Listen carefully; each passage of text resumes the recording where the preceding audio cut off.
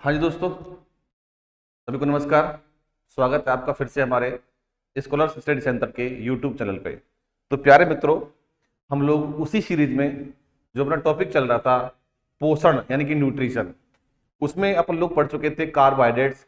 और कार्बोहाइड्रेट्स के अंतर्गत हम लोगों ने जो 2 क्लास ली थी, जिसमें कि मुख्य रूप से उसके हमने प्रकार बताए थे, उसके काम बताए थे, एनर्जी कितनी देती है ये बताए थे, किस प्रकार से वो मोनोसेकेराइड, डाइसेकेराइड और पॉलीसेकेराइड में डिवाइड हो जाते हैं ये बताया था। और उसके साथ साथ में मैंने आपको बताया था कि इनके सूत्र कैसे कैसे बनाए जा सकते हैं, और ट्रायोज, टेट्रोज, पेंटोज और हेक्सोज ये शुगर कौन कौन सी होती हैं, इन पर हम लोग चर्चा कर चुके थे। तो आज पोषण के टॉपिक को आगे लेकर आज मैं आपको फैट, वसा के बारे में कुछ समझाने वाला हूं। चलो देखिए कि वसा क्या होती है। तो प्यारे मित्रों, वसा हम जिसको फैट भी कहते हैं और हम इसे लिपिड भी कहते हैं। तो आपको तीनों नाम ध्यान रखने हैं वसा के, वसा, फैट, लिपिड, और हम सामान्य भाषा में इसे चर्बी भी कहते हैं। तो वसा के लिए जो मेडिकल टर्म होता है, साइंस की जो शब्दावली होती है, वो हम यूज करते हैं इसको लिपो।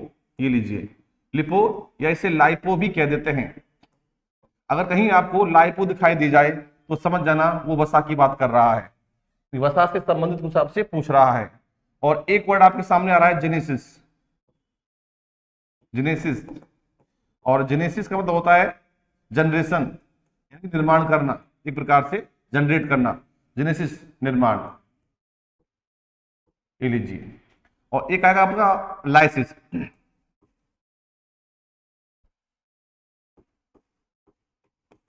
लाइसिस, तो लाइसिस का मतलब होता है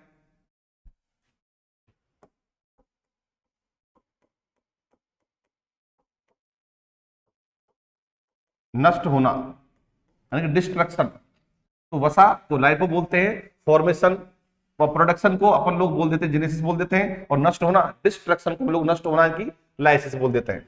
अगर तुमसे वो कहे कि आपकी बॉडी में बताइए वसा के निर्माण को क्या कहेंगे, या वसा के निर्माण की विधि का नाम बताइए, what is the name of the process of formation of fat,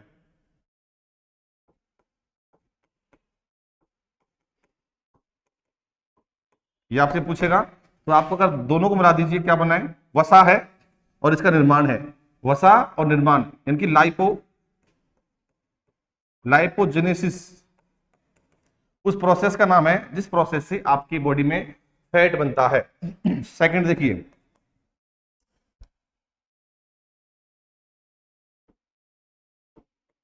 process of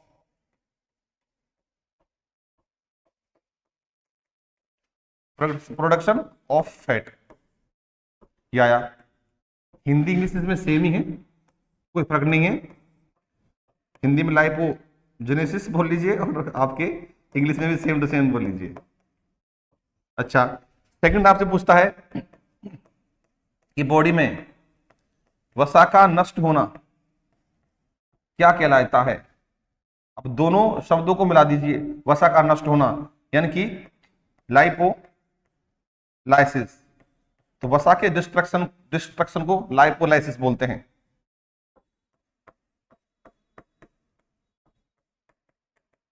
destruction of fat is lipolysis.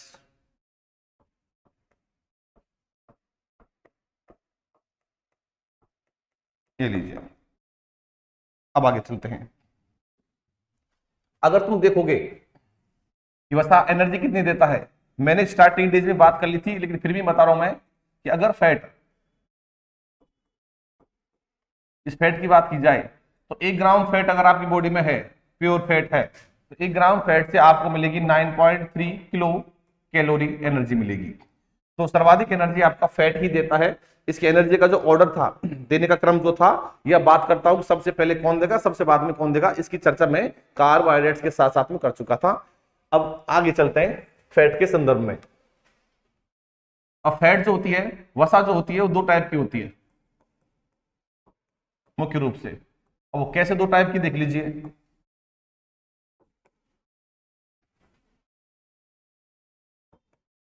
एक वसा होती है, उसे बोलते हैं संतृप्त वसा।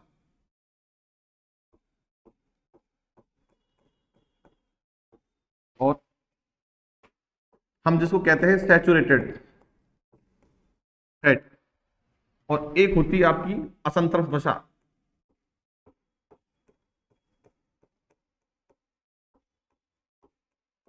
हम इसे कहते हैं अनसैचुरेटेड फैट।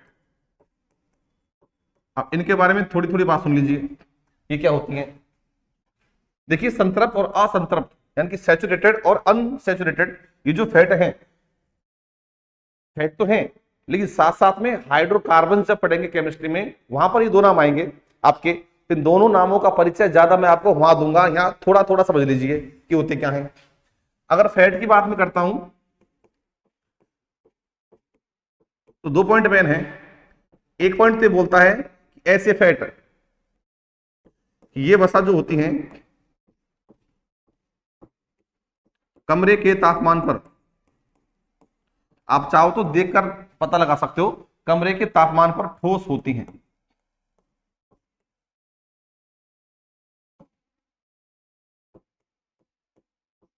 ठीक है जी। जो आपके संतृप्त वसा होती हैं रूम टेम्परेचर पर ठोस होती हैं, मैं कह सकता हूं these are solid on 8 room temperature.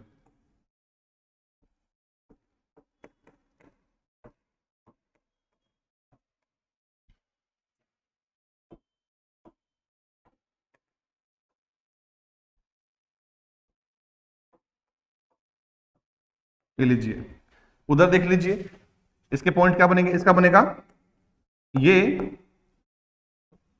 वसा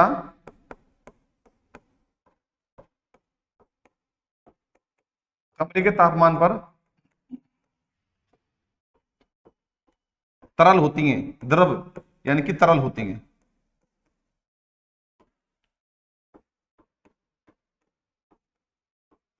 ये लीजिए, लिक्विड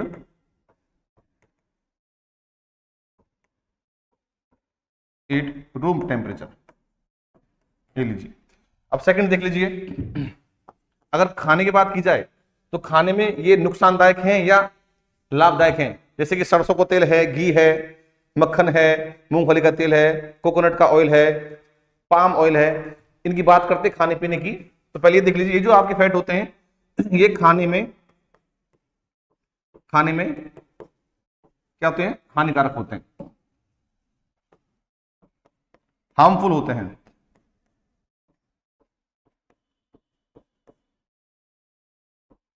मतलब कह सकते हैं कि लाभदायक नहीं होते, हार्मफुल होते हैं। तुमसे कहे भाई कमरे का तापमान क्या है, आप चाहो लगभग मान लीजिए कितना, 25 डिग्री सेल्सियस तापमान को हम लोग अपन लोग जनरली रूम टेम्परेचर बोलते हैं। ठीक है भैया। अच्छा, ये जो होती हैं ये खाने योग्य हैं,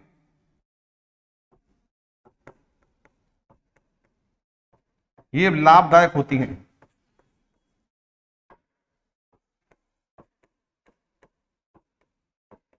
ये लीजिए।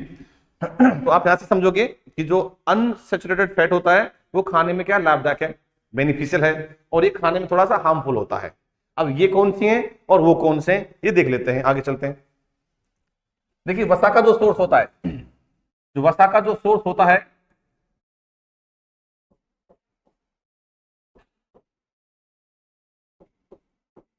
स्रोत यानी कि सोर्स ऑफ फैट,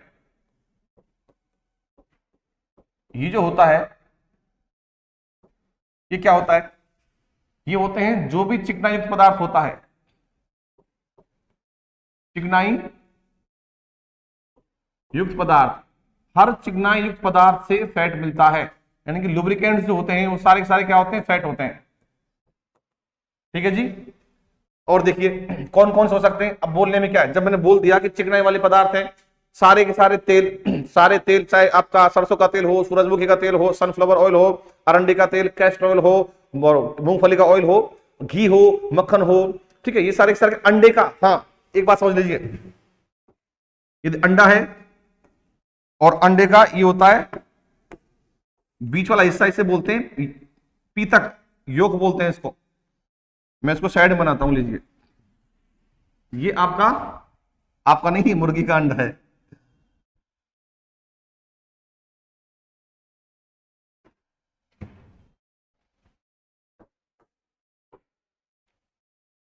ये लीजिए, ये अंडा हो गया। और इसमें ये जो है बीच वाला,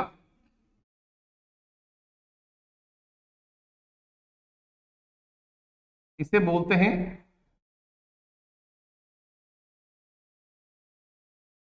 पीतक। और इसको पूरा करता हूं।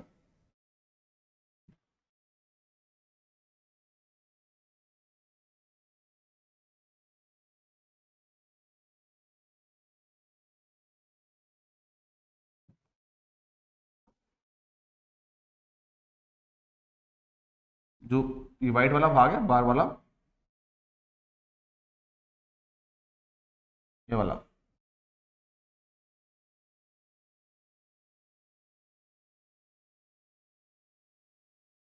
बस आपको थोड़ा सा एक इंडिकेशन सी समझने के लिए।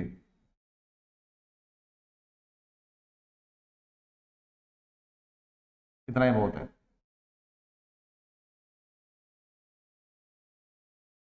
ठीक है जी। और ये बीच वाला पार्ट है वाला,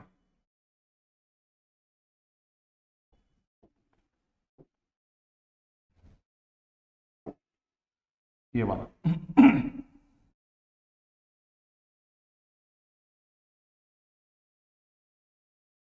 ये वाला पार्ट है,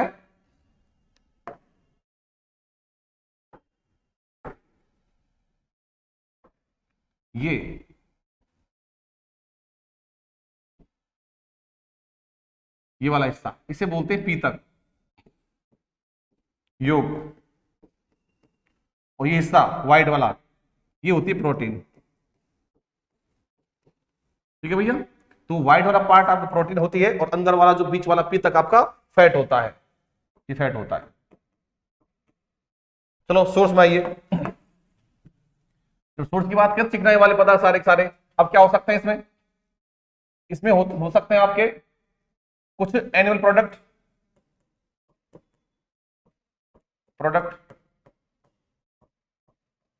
यानी कि प्राणी उत्पाद,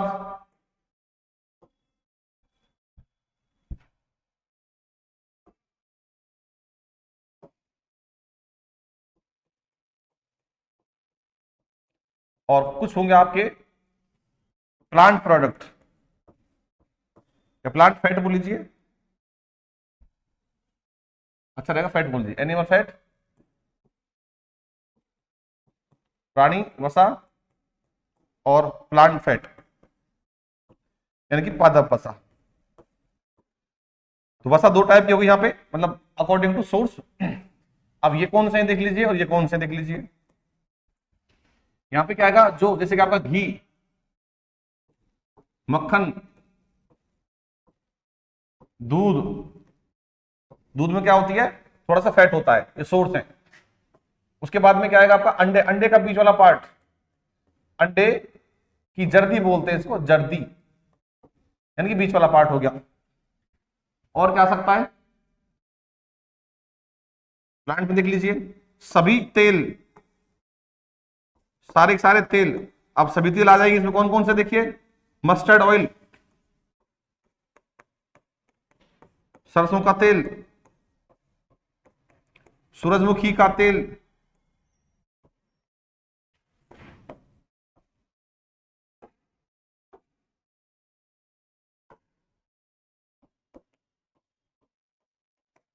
ठीक है जी, अरंडी का तेल, कैस्टर ऑयल, मूंगफली का तेल, ग्राउंडनट ऑयल, सोयाबीन का तेल,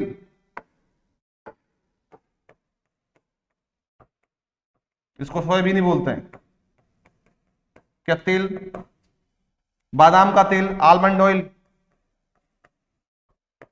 अब आप बच्चे तो हो नहीं, जानते हो, ईटीसी एक्सेट्रा, जो आपके ऑयल प्रोडक्ट है, सॉरी प्लांट प्रोडक्ट है। एक हो गया आपका कोकोनट ऑयल, नारियल का तेल, ये इंपॉर्टेंट ले लीजिए, काम आने वाला है।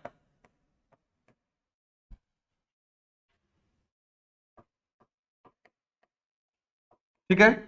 और चीड़ का तेल, चीड़ का तेल, अब चीड़ एक होता है पौधा, आपने चीड़ नाम सुना नहीं होगा, चीड़ की लकड़ी भी बनती है। चीड़ का तेल जैसे आप लोग क्या बोलते हैं, पाम ऑयल बोलते हैं, पाम ऑयल। तो ये ईटीसी, ये जो प्लांट्स होते हैं ये सारे सारे क्या है, प्लांट होते हैं, ये आपके फैट निकालते हैं। और आपका एनिमल में एक आता है मछली का तेल, मछली का तेल। अब इसके बारे में जानते ज्यादा खराब नहीं हो, इसे वो लिखते हैं कॉड लिवर ऑयल बोलते हैं इसको, मछली का तेल, ये लीजिए। तो ये हो गया आपके किसमें फैट के जो अकॉर्डिंग टू सोर्स दो टाइप हो गए। अब इनमें ये देखते हैं कि कौन सा है आपका सैचुरेटेड और कौन सा है आपका अनसैचुरेटेड। अब आ जाइए, देखिए यहां कौन कौन से आएंगे, संतृप्त कौन सी और असंतृप्त कौन सी है। अगर मैं यहीं पे कर दूं, चलो मैं अगली स्लाइड लेता हूं, यानी कि आपकी संतृप्त वसा कौन सी होती है।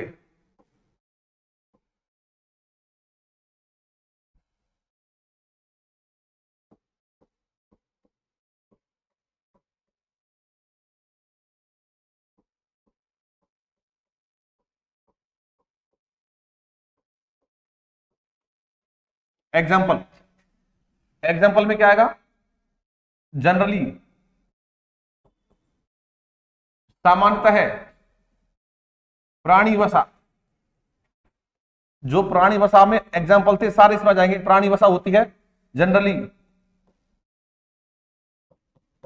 Animal fat.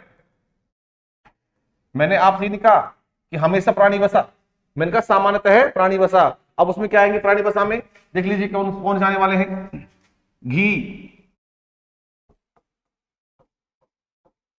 मक्खन, बटर, ठीक है, योग यानी कि पीतक, अंडे का पीतक, जर्दी, योग बीच वाला पार्ट हो गया, और कॉड लिवर ऑयल, मछली का तेल।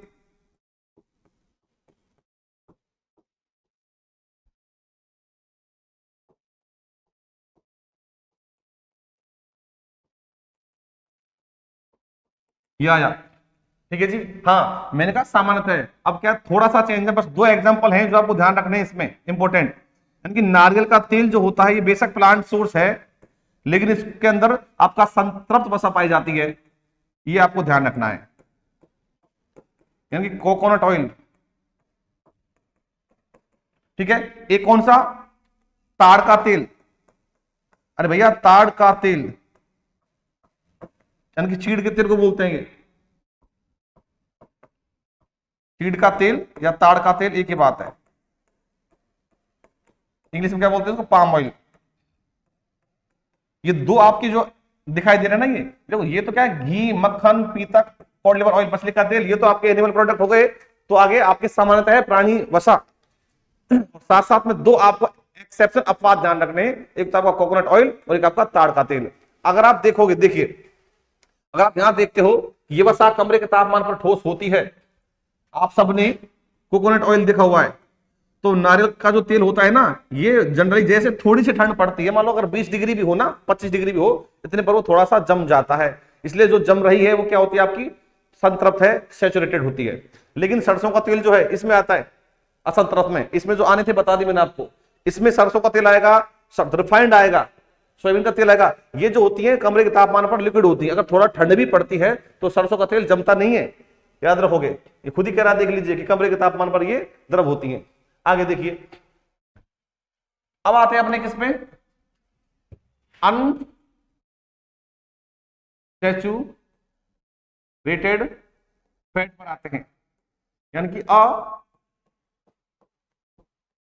असंतृप्त वसा, इसकी बात करते हैं। वही पॉइंट की सामान्यतः है, अभी प्राणी में बोलना, पादप वसा, पेड़ पौधों से प्राप्त होने वाली पादप वसा, जनरली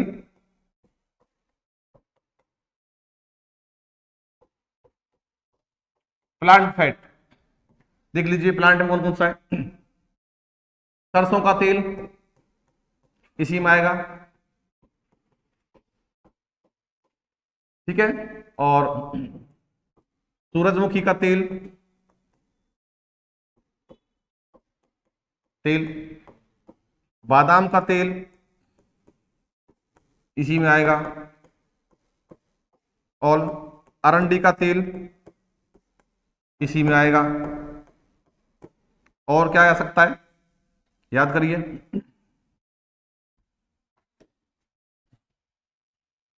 मूंगफली का तेल, सोयाबीन का तेल, सोयाबीन का तेल,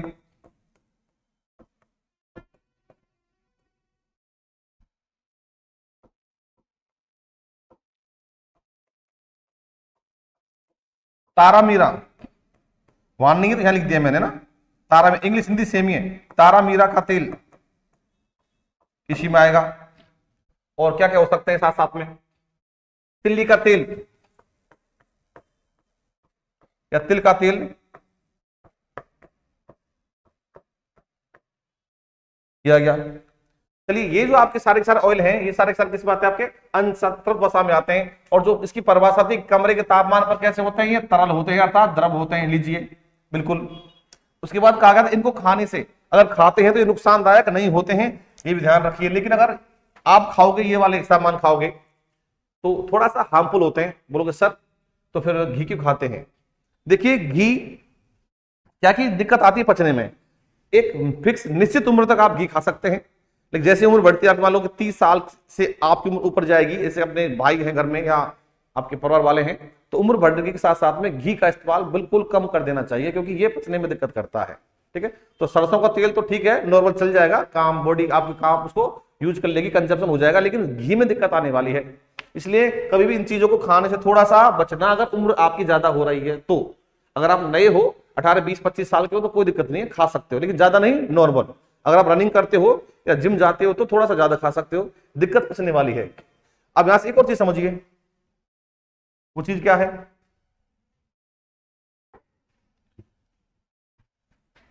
एक एग्जांपल रह गया अपने इसमें से। एग्जांपल क्या रहेगा, देखो कि जो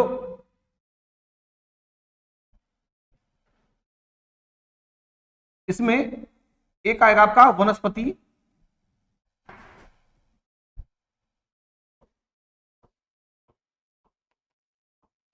वनस्पति तेल, वेजिटेबल ऑयल, और एक आएगा वनस्पति घी। ये दोनों, वनस्पति घी, वेजिटेबल घी, ये दोनों ही प्रोडक्ट किसके होते हैं, प्लांट्स के होते हैं। वनस्पति तेल और वनस्पति घी दोनों ही उत्पाद किसके, प्लांट के, अर्थात ये प्लांट फैट में काउंट किए जाएंगे। अब एग्जांपल में अगर देखा जाए तो मैंने कहा कि आपका अनसंतृप्त वसा यानी कि अनसैचुरेटेड जो होती है वो क्या है, देखिए इसमें आपका तिल्ली का तेल तो आ गया, एक वनस्पति तेल और डाल दीजिए, वनस्पति तेल इसी में आएगा, यानी कि वेजिटेबल ऑयल। हाँ, और जो आपका संतृप्त था उसमें एक और ऐड कर दीजिए, वनस्पति घी। ये तीन आपने नोटिस कर लिए, वेजिटेबल घी। तो ये वास्तव में प्लांट सोर्स देखा जाए तो ये तीनों ही क्या हैं, ये तीनों ही प्लांट सोर्स है, बाकी आपके सारे के सारे एनिमल सोर्स होते हैं। चलिए आगे आइए, अब बात समझिए, तुम जब पढ़ोगे हाइड्रोकार्बन्स केमिस्ट्री में, वहां हम इसको डिटेल से समझेंगे। भाई एक होती है H, जिसको कहते हैं हाइड्रोजन, ये तो एटम परमाणु है। एक होती है H2, इसे भी क्या बोलते हैं, हाइड्रोजन, लेकिन ये परमाणु नहीं है, ये गैस रूप में है, इसको मॉलिक्यूल बोलते हैं। तो H2 गैस होती है और H केवल हाइड्रोजन परमाणु होती है। और वायुमंडल में आपको ये H2 में पाई जाती है, ना कि H में पाई जाती है, क्योंकि ये बहुत ज्यादा मतलब कि क्रियाशील होती है, तुरंत क्रिया कर लेती है। ये अपन पढ़ेंगे केमिस्ट्री में। तो आप इतना समझ लीजिए, अगर हाइड्रोजन आपको देखनी है या आपको यूज करनी है तो आपको हमेशा H2 के फॉर्म में मिलेगी और पाई जाएगी। चलिए देखिए, अगर आपके पास में कोई असंतृप्त वसा है, यानी कि अनसैचुरेटेड फैट है,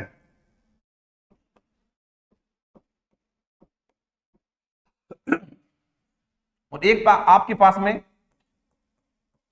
संतृप्त वसा है, यानी कि सैचुरेटेड फैट हुआ, दोनों में अंतर क्या है? देखो मैंने अभी बताया, एक मैंने अंतर क्या है कि ये जो होती है कमरे के तापमान पर तरल होती हैं, वो कमरे के तापमान पर ठोस होती हैं। ये खाने में थोड़ी सी अच्छी होती है, खाने में थोड़ी सी बेकार होती हैं, पता है ऐसा। इसके सोर्स जनरली प्लांट होते हैं, इसके सोर्स जनरली आपके एनिमल्स होते हैं। थोड़ा सा अंतर और है, हम लोग हिंदी भाषी हैं। असंतृप्त, देखिए नाम देखिए, असंतृप्त, ये लीजिए, एक वर्ड आ रहा तृप्त, आगे जोड़ दिया सन, और उसके आगे क्या है आ। अगर इसका अपन थोड़ा पोस्टमार्टम करते हैं तो देखिए, अ हटाया तो क्या बना संतृप्त, तो हटाया तो क्या बना वो तृप्त। तो तृप्त और संतृप्त तो बात एक ही है। अब आगे ए जोड़ने से इसका जस्ट क्या हो गया, उल्टा हो गया। उल्टा मतलब संतृप्त, तृप्त यानी जिका हुआ, जिसका पेट भरा हो, और आ लगा दिया तो असंतृप्त, जिसका पेट मतलब भरा हुआ ना हो। अब इंसान तो है नहीं कि रोटी खाएगा, अब क्या खाता है देख लीजिए। जो आपकी वसा होती है, वसा जो होती है फैटी एसिड से बनी होती है। वसा में हाइड्रोजन होते हैं, वसा में क्या होते हैं, हाइड्रोजन होते हैं, कार्बन भी होते हैं। तो मेन बात आती है कि ये जो असंतृप्त होती है, इसमें हाइड्रोजन होते हैं कम, इसमें होते हैं ज्यादा। अर्थात इस फैट में कंप्लीट हाइड्रोजन बॉन्डिंग होती है, और एक्स्ट्रा इससे ज्यादा अपन उसमें ले सकते, इसमें कम होती है। तो मेन चीज कह सकते हैं कि इसमें मान लीजिए ये जो वसा है, ये अगर रोटी खाएं तो क्या खाएंगी, ये हाइड्रोजन खाएंगी, इसमें कम है, इसमें थोड़ी सी ज्यादा है, ये फुल पड़ी है। अगर कोई वसा ऐसी है तो इसमें और हम H2 इसमें ऐड नहीं कर सकते, इसमें कर सकते हैं। इतनी सी बात है, नाम से थोड़ा सा मालूम चल जाएगा। अगर मैं इन फैट में, इस फैट में हाइड्रोजन गैस ऐड कर दूं, प्लस H2 ऐड कर दूं, और यहां पे उत्प्रेरक कैटलिस्ट कौन सा होगा, निकल, Ni, ये ले लिया। तो Ni क्या बोलते हैं, Ni को निकल बोलते हैं। तो निकल उत्प्रेरक की प्रेजेंस में अगर इसमें H2 जोड़ दिया जाए तो ये प्रोसेस कहलाती है आपकी हाइड्रोजनीकरण। क्या कहलाएगी, हाइड्रोजनीकरण कहलाएगी, हाइड्रोजनेशन। देखिए, अगर मैं असंतृप्त वसा में H2 गैस ऐड कर दूं निकल कैटलिस्ट की प्रेजेंस में, तो ये H2 इसमें ऐड होगा, इतना ऐड हो जाएगा कि इसमें और ऐड होने की आवश्यकता नहीं पड़ेगी। अर्थात मैं कह सकता हूं, अगर H2 ऐड हो रहे हैं तो असंतृप्त, अगर H2 ऐड नहीं हो रहे हैं तो वो संतृप्त। अर्थात मैं कह सकता हूं कि ये जो आपका अनसैचुरेटेड फैट होता है, ये आपका सैचुरेटेड फैट में कन्वर्ट हो जाता है, और ये प्रोसेस कहलाती है हाइड्रोजनीकरण। तो आपसे कोई पूछे, तो आप कह सकते हो, क्या कह सकते हो, देख लीजिए, असंतृप्त वसा को हाइड्रोजनीकरण द्वारा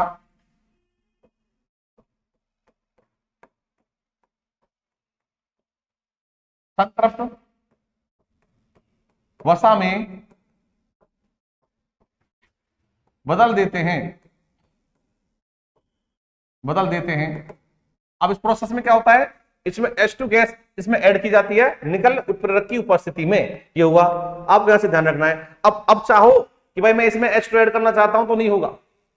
जब H2 की गुंजाइश थी तो था आपका अनसंतृप्त, अनसैचुरेटेड। जब गुंजाइश नहीं है, ये पूरा झिक चुका है, तो क्या बोलोगे इसका, नाउ आई एम सैचुरेटेड। इतना फर्क है, आपको ध्यान रखना है। ठीक है, आगे चलें। अगर मैं यही बात कर लूं कि वसा में वास्तव में क्या होता है, अगर वसा के मैं संगठन की बात करता हूं, इनकी कंपोजिशन ऑफ फैट जब बात करता हूं तो इसमें कार्बन, वसा में एक तो कार्बन कॉमा एक हाइड्रोजन व एक ऑक्सीजन तत्व पाए जाते हैं। ये तीनों हैं, कौन से कब पाए जाते हैं, सी एच और ओ। तो फैट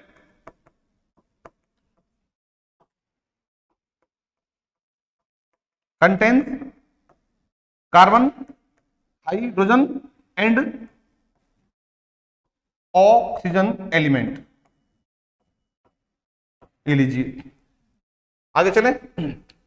चलो, हाँ, एक बात और सुन लीजिए, यहां पे एक वर्ड आपको बार बार दिखाई देगा, कार्बनिक पदार्थ।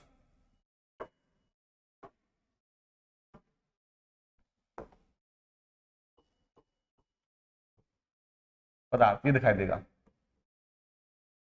अर्थात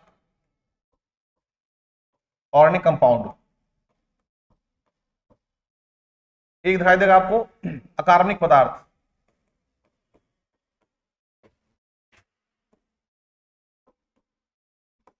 इसे कहते हैं इन ऑर्गेनिक कंपाउंड। होते क्या हैं, देखो इसकी परिभाषा के बारे में अपन चलेंगे केमिस्ट्री में, जहां हाइड्रोकार्बन्स होंगे वहां पर इसकी एकदम सटीक परिभाषा आती है कि हाइड्रोकार्बन्स के व्युत्पन्न जो होते हैं वो आपके कार्बनिक होते हैं, अर्थात ये होते हैं ऑर्गेनिक होते हैं। उल्टा बोल सकते हैं, कैसे बोल सकते हैं कि ये जो आपके होते हैं ना इनऑर्गेनिक कंपाउंड, ये हाइड्रोकार्बन्स के व्युत्पन्न नहीं होते। इंग्लिश में कहूं तो, हिंदी में कहूं पहले तो मैं कह सकता हूं कि जो हाइड्रोकार्बन्स से बने होते हैं ये तो, और ये हाइड्रोकार्बन्स से नहीं बने होते हैं। इंग्लिश में कहें तो कि hydrocarbons and its derivative known as organic compound, और इसमें ये होते नहीं है, तो सिंपल सी बात है। अब यहां से अगर मैं फिलहाल की आपकी स्टेज को देखता हूं तो आपको इतना ध्यान रखना है कि अगर ऐसे पदार्थ जो प्राणी से मिलते हो, प्राणी उत्पाद, ऐसे पदार्थ जो पादपों से मिलते हो, पादप उत्पाद, एनिमल प्रोडक्ट और प्लांट प्रोडक्ट, और साथ साथ में ये क्या हो, ये जलते हो, ये क्या हो, जलते हो, तो ये इसकी भैया देख लीजिए, थोड़ा सा समझ लीजिए, ये होते हैं आपके कार्बनिक। अभी के लिए जब तक आप लोग उस अच्छी परिभाषा में पहुंचोगे तब तक आप इससे काम चला सकते हो कि ऐसे पदार्थ, ऐसे कंपाउंड जो जंतुओं से प्राप्त होते हो या फिर पेड़ पौधों से प्राप्त होते हो, वो सारे सारे कैसे होते हैं, आपके कार्बनिक होते हैं और जलते भी हो। बाल क्या है, हमसे प्राप्त हुआ। दांत क्या है, हमसे सॉरी दांत मतलब नाखून क्या है, हमसे प्राप्त हुआ। ठीक है, हमारी स्किन भी क्या है, हमसे प्राप्त हुई। एक पेड़ की टहनी, एक पेड़ का कोई भी पार्ट, पत्ती ले लीजिए, तना ले लीजिए, जड़ ले लीजिए, कोई भी बीज ले लीजिए, कोई फल ले लीजिए, वो सारे सारे कैसे होते हैं, आपके कार्बनिक होते हैं। तो ये बताइए, जब सब कुछ पेड़ से मिलने वाला आपका कार्बनिक होता है तो फिर वसा भी कैसी होगी, आपकी कार्बनिक ही होगी, क्योंकि आपके पेड़ पौधों से मिलता है और हमसे भी मिलता है। तो मैं कह सकता हूं इस पॉइंट में कि वसा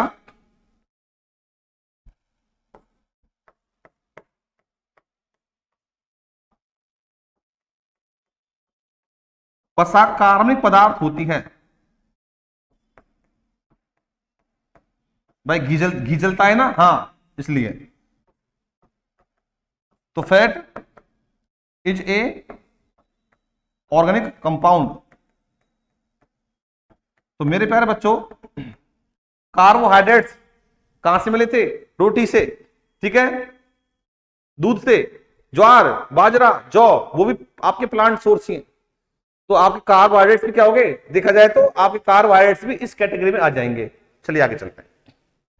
अब देखिए आप लोग आगे, अगर आपने वसा खाई, अगर आपने वसा खाई, फैट खाया, आपकी बॉडी में चला गया। अब वसा आपकी बॉडी में जाने के बाद में पचेगी। अभी जब पचती किस में है, ध्यान दीजिए, वसा जो होती है खाने के बाद में आपकी बॉडी में जाएगी और पचेगी, तो वसा टूटेगी। देखो, पचना का मतलब क्या होता है, डाइजेशन का मतलब होता है टूटना, ब्रेक डाउन होना। ठीक है, एक बड़ा, एक लार्ज मॉलिक्यूल और एक कॉम्प्लेक्स मॉलिक्यूल कन्वर्ट होता है किसमें, आपके सिंपल और आपके स्मॉल मॉलिक्यूल्स में, टूटता है।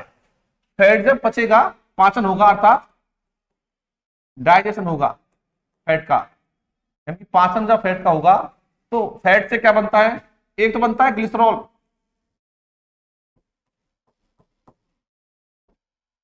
और साथ साथ में बनता है एक वसीय अम्ल बनता है, फैटी एसिड बनता है। ये दो पदार्थ मिलते हैं फैट के टूटने से, दो बने, यानी कि एक क्या बना, ग्लिसरॉल, प्लस क्या बना, एक बनता है फैटी एसिड, ये बनता है। तो तुमसे पूछे कि वसा के पाचन के बाद में क्या बनता है, ये दो पदार्थ बनते हैं बॉडी के अंदर, कौन कौन से, ग्लिसरॉल और फैटी एसिड।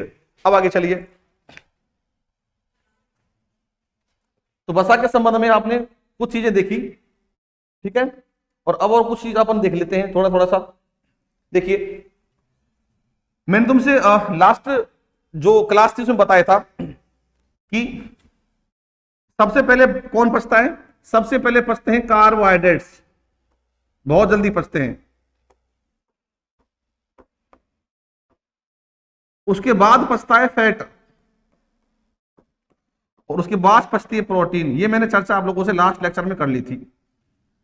जैसे कि आपने खाना खाया, आपकी बॉडी में ये थोड़ी बहुत मात्रा में है।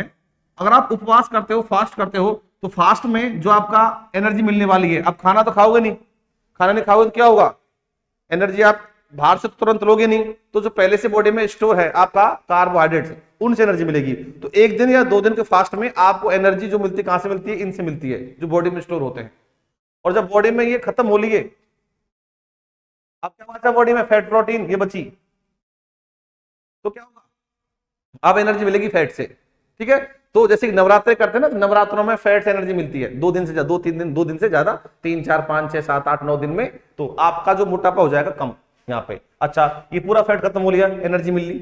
अब नंबर किसका है, प्रोटीन का। प्रोटीन होती है बिल्कुल हड्डी की जस्ट ऊपर। अब लंबा अनशन जो होता है ना, ठीक, स्ट्राइक जो होती है, भूख हड़ताल, हंगर स्ट्राइक, उसमें मान लीजिए 10, 15, 20, 25 दिन, तो आपको उसके बाद में क्या होता है, फैट पचने के बाद में इंसान दुबला पतला होता है, और प्रोटीन भी पचना चालू हो जाती है इस टाइप से। जब प्रोटीन पच जाएगी तो मांसपेशी होती है प्रोटीन, तो क्या होगा, तो हड्डियों का ढांचा बनेगा। तो प्रोटीन जब पच गई, सिर्फ हड्डियां बचेंगी, तो हड्डियां पचती नहीं है, एनर्जी देती नहीं है, इसलिए लास्ट में उसकी मृत्यु, डेथ हो जाती है। ठीक है जी, अब यहां से क्या समझोगे, 2-3 पॉइंट है। उपवास, उपवास के समय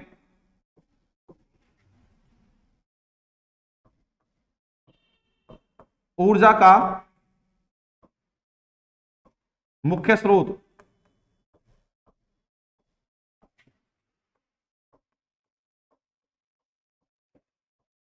कार्बोहाइड्रेट्स होते हैं।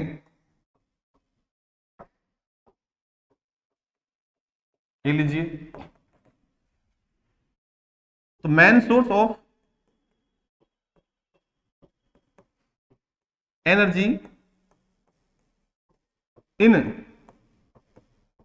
Fast is carbohydrates.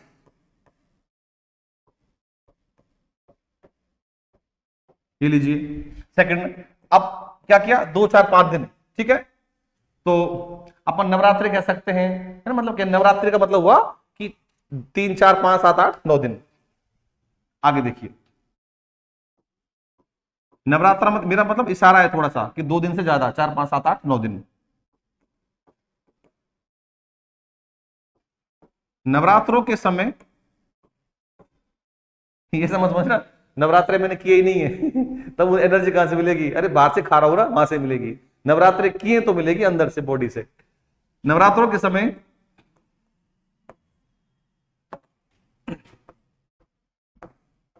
ऊर्जा का मुख्य स्रोत वसा होती है। ले लीजिए, यानी कि मेन सोर्स ऑफ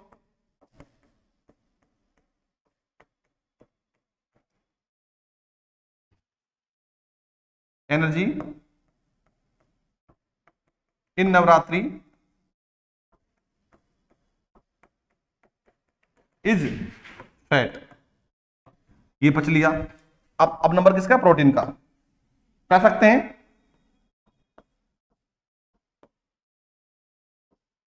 लंबी भूख हड़ताल पर ऊर्जा का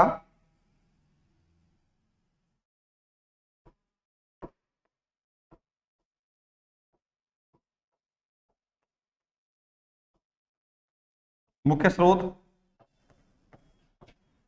प्रोटीन होती, प्रोटीन मतलब मांसपेशी होती है,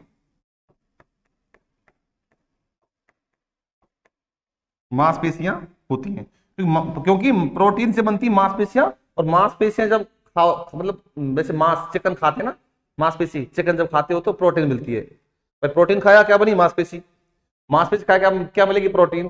तो मांसपेशी में प्रोटीन होता है, मांसपेशियां होती हैं।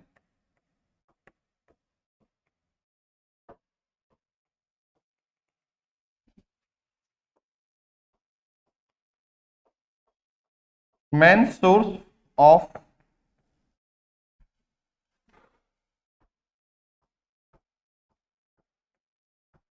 Energy is muscle.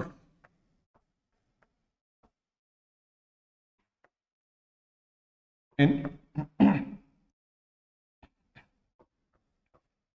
Long hunger strike, ये लीजिए, ठीक है जी। और एक दो पॉइंट और हैं। तो वसा का काम क्या है आपकी बॉडी में? अगर देखा जाए तो वसा आपकी बॉडी में चिकनाई मेंटेन रखती है, ठीक है जी। चिकनाई, स्किन में चिकनाई होती है, हड्डी में चिकनाई होती है। अगर आपने फैट वसा का उपयोग ज्यादा कर लिया, अगर आपने ज्यादा किया, एक्सेस में यूज किया वसा का, या फिर आपने कम किया, मतलब ना के बराबर किया, कम किया, तो एक्सेस में किया तो क्या आएगा? वसा खाने से, घी खाने से क्या आएगा? आपको मोटापा आएगा, ठीक है जी, ये हुआ। और कम खाने से क्या आएगा? आपके बॉडी में क्या आएगा? चिकनाई की कमी आएगी, मतलब कह सकते हैं रूखापन, कह सकते हैं। आपकी बॉडी में क्या आएगा? रूखापन आएगा। तो आपको फैट खाना चाहिए, घी खाना चाहिए, तेल भी खाना चाहिए, लेकिन कम खाना चाहिए। ज्यादा खाओगे तो मोटापा आएगा, कम खाओगे तो बॉडी में आपके रूखापन आएगा। तो ये तो कुछ बातें थी फैट के बारे में, ठीक है दोस्तों। और अब मैं जो अगला टॉपिक अपना होगा वो होगा आपका प्रोटीन। अगली वीडियो हमारी प्रोटीन्स के ऊपर होगी। हम मिलते हैं फिर दोबारा से नेक्स्ट वीडियो में, तब तक के लिए नमस्कार।